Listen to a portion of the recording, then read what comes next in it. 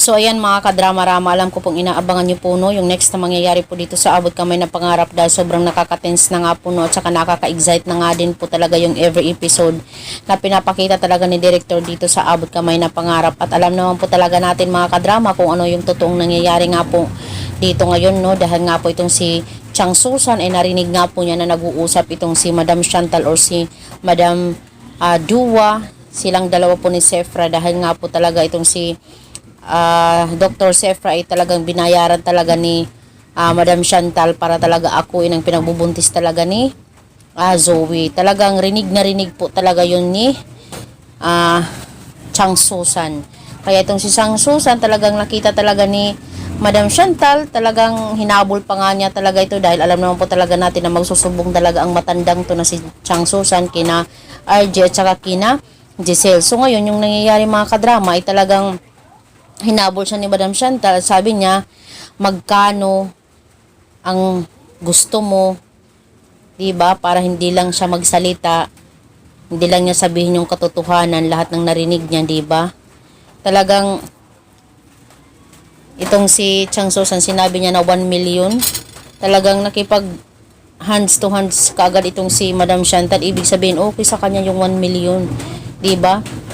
Tsaka mga kadrama, sa tingin niyo po ba, papayag kaya itong si Chang Susan na babayaran siya ni ni Madam Chantal, 'di ba? Kung ikaw yung nasa sitwasyon na 'yan, tatanggapin mo ba yung 1 million? Siyempre yung iba tatanggapin talaga yung 1 million, 'di ba? Lalong-lalo na pag wala kang pera, mahirap yung status mo, yung status ng pamilya mo, 'di ba? So itong si Chang Susan, tingin niyo po mga kadrama, tatanggapin kaya niya? Possible talaga hindi niya tanggapin, di ba? At sasabihin niya dito kay Madam Chantal na isusumbong kita kina RJ at Giselle. Hindi ako mukhang pera, Madam Chantal. Di ba? Sasabihin ba yun ni Chang Susan para dublihin siya ni Madam Lotus ng bayad? O Madam Lotus, I mean Madam Chantal. Di ba? Iba din kasi itong si Chang Susan eh. Talagang grabe yung bangayan nila ni Miss Chantal ni Miss Dua. So mga kadrama, tingnan na lang po talaga natin mga kadrama kung ano yung next na mangyayari. Possible talaga hindi tanggapin ni Chang Susan yung pera at sabihin na lang niya dito kay Madam Chantal na sayo na ang pera mo, di ba?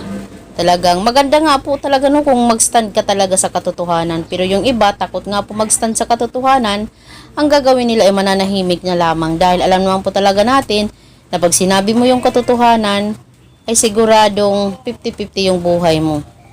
'Di ba? Pero kung nasa Diyos ka, may Panginoon ka sa buhay, talagang itatama mo or itutuwid mo talaga ang katotohanan. 'Di ba?